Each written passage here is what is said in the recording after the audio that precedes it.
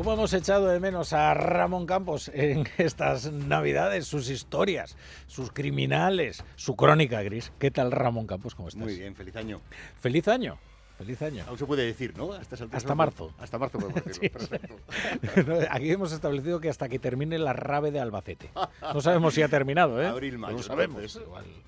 Bueno, Ramón, ¿cómo inauguramos el 2026? Creo que quieres hablarnos de secretos familiares. Pues sí, fíjate, este año pasado yo cumplí 50 años. Vaya. En noviembre. Y A todos le llega. a todos No, le llega, no te llegará, todos, te no llegará. todos, pero no todos, La otra opción es mucho peor, como sí, suelen desde decir. luego que sí. Pero te Y- conservas bien, Ramón. Sí, las canas van En plena tardando. forma. Y en esas fechas te pones a pensar en la vida, te pones a pensar en tus padres, Sí. y de repente me puse a pensar, ¿y qué pasa con los hijos de los asesinos en serie? ¿Qué sucede con estos chicos y chicas cuando descubren que su padre es un asesino en serie? Bueno, tú al hijo o a la hija de algún asesino famoso has entrevistado. ¿eh? Sí, he entrevistado ya a alguno. Este es un extracto de un documental sobre Kerri Rawson, que es la hija de BTK, que era el acrónimo de Atar, Torturar, Matar, que hablamos de él hace ya unos meses, que era un tipo que, por su soberbia, cuando hubo un periodista años después era desconocido, y años después un periodista escribió, ya nadie se acuerda del asesino BTK, y se picó, escribió al periódico y le acabaron pillando. La vanidad. Eso es. Sus asesinatos fueron del 74 al 91 y le pillaron en el 2005. Y la hija dio una entrevista para un documental que está en Netflix. La última carta fue enviada en el 79. Más tarde descubrí que era la noche de mi primer cumpleaños. Mi padre me organizó una fiesta de cumpleaños y luego salió en pleno verano con una chaqueta vaquera a enviar esa carta. Fue la última comunicación de BTK en mucho tiempo. Más tarde dijo que tener hijos disminuyó los asesinatos. Lo disminuyó tanto que dejó de asesinar. No volvió a asesinar y le pillaron por esa soberbia. La primera pregunta que uno se hace cuando piensa en los hijos de asesinos en series, y ellos mismos, le sucede en varias entrevistas que he leído, es si se hereda ese gen, si es algo genético, algo que en algún momento va a explotar en mí o van a heredar mis hijos y mis hijas. La ciencia ha estudiado de forma muy profunda esto y se ha encontrado un gen que se llama el MAOA, que es el gen guerrero, el gen asesino, y que es un gen que es verdad que sí que potencia la agresividad, que sí que regula los neurotransmisores como la serotonina y la dopamina, pero... No te determinas el asesino, pero te predispone a una mayor agresividad, ¿no? Pero necesitas que el entorno, Claro. que en tu entorno suceda algo. Los genetistas lo explican así: los genes cargan el arma, pero el ambiente aprieta el gatillo. Es una forma bastante gráfica de explicarlo. Melissa Moore, la asesina de la hija del asesino conocido como Cara Feliz, que mató a 8 mujeres, aunque en un momento dado llegó a decir que había matado a 185, entre el 90 y el 95, recuerda, en las entrevistas que se le han hecho, crecer aterrada de convertirse en alguien como él. Porque cuando descubrió los crímenes de su padre, llegó a preguntarse si había algo en la sangre que predisponía al mal. Esta culpa biológica les persigue toda su vida, porque no es solo lo que ellos crean o los científicos digan, es lo que cree la sociedad. Y la sociedad les sigue señalando. La sociedad teme a los hijos de los asesinos. Temen en general a los hijos de los delincuentes, hijos de asesinos, porque nunca sabes si van a heredar eso, que está demostrado que no. Los hijos de los asesinos en serie pasan varias fases. La primera es el shock e incredulidad. Kerri Rawson, la hija de BTK, cuando fue contratada por el FBI en el 2005 y le dijeron que su padre era un asesino que había aterrorizado Kansas por décadas, se quedó paralizada. Y durante años ella no podía entender que el padre cariñoso, que construía casas en el árbol del jardín para ella y asistía a sus eventos escolares, era el líder de la iglesia, fuera un asesino en serie de 8 mujeres, como le decían. Incluso hoy puedo contar hasta el último detalle de lo que hizo mi padre. Hizo lo que todos ya sabemos, pero creérmelo aún me cuesta a veces, porque pensaba, ¿mi padre es BTK? ¿Qué? Es como si todavía no fuera consciente del todo.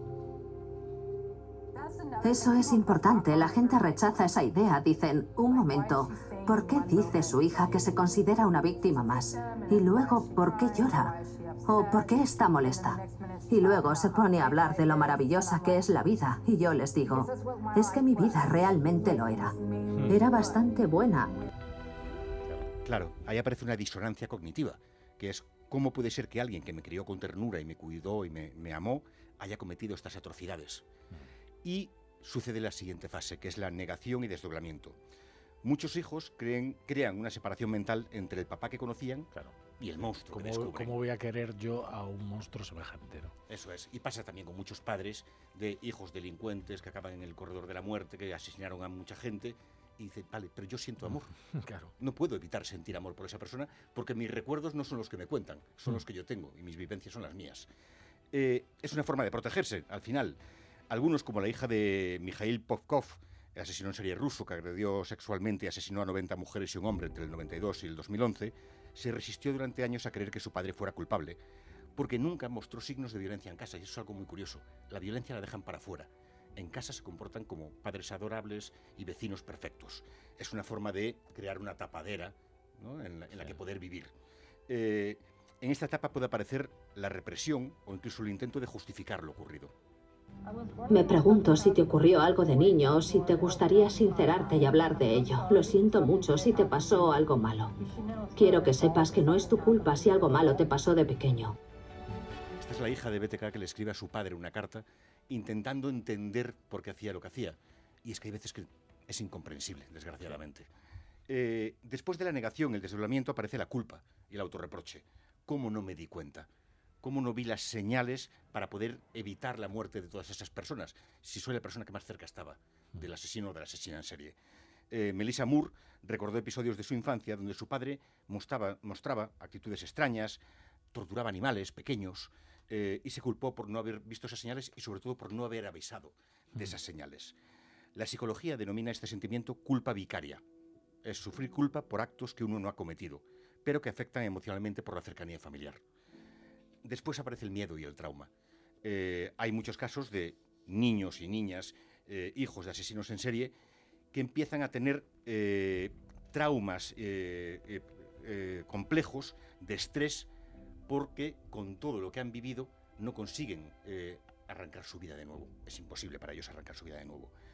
Y entonces aparece el duelo ambiguo y la reconstrucción. El duelo ambiguo porque el padre está vivo, pero simbólicamente ha muerto. Está detenido, ya está en la cárcel, ya no vas a poder verle nunca más. No es la persona que conocías, no es la persona que conocías. Claro, tú lloras por el padre que creías tener, pero no lloras por el asesino. Empecé a escribirle cartas a mi padre en marzo de 2005. Papá, hola. Físicamente estoy bien. Estoy a salvo y en mi casa de Michigan. Los medios dijeron que yo te delaté. Eso no es verdad. Yo no sabía nada como los demás hasta que el FBI llamó a mi puerta. Intenté decirles lo buen hombre que eras, lo maravilloso que fuiste como padre, lo mucho que se equivocaban con tu arresto. Lo intentamos todos, pero no nos escucharon. No sabemos quién es ese otro hombre, pero queremos con todo nuestro corazón al marido, padre y hombre que conocemos. Y es que tiene que ser muy complicado, ¿no? Decir, vale, yo le quiero, tengo los recuerdos, tengo las fotografías, los viajes, los cuidados, cuando estaba enfermo y me cuidaba, y sé que al mismo tiempo, esas noches, estaba saliendo a cometer asesinatos. Hay algunos que deciden romper. En el caso de la hija de BTK, decidió continuar la correspondencia con su padre, y la continúa a día de hoy, la correspondencia con su padre, pero la reconstrucción de la identidad comienza ahí. Separar quién soy yo de quién fue él y de la vida que tuvimos en conjunto. Muchos buscan terapia, grupos de apoyo o nuevos entornos donde empezar de cero. Pero está el estigma heredado, lo que hablábamos, la sociedad como juez. Ser hijo de un asesino en serie implica cargar con ese estigma, las miradas, los titulares de prensa, el morbo de la comunidad, el true crime, que vuelve a sacar cada cierto tiempo el caso. Muchos hijos deciden cambiar su nombre, deciden trasladarse de sitio, rehacer su vida. El hermano de Jeffrey Dahmer, por ejemplo, lo hizo, desapareció bajo otra identidad. Rose Bundy, la hija de Ted Bundy, vive en el anonimato y se cambió el nombre también desde hace décadas. Desde siempre he ocultado todo sobre mi padre, mi vida, el abuso, el trauma, porque hay gente que te trata mal por ser la hija de un asesino en serie. Decían, ¿por qué? ¿Qué estás ocultando? ¿Es que no lo sabías? ¿Por qué no lo delataste? Los psicólogos llaman a esto el trauma vicario mediático.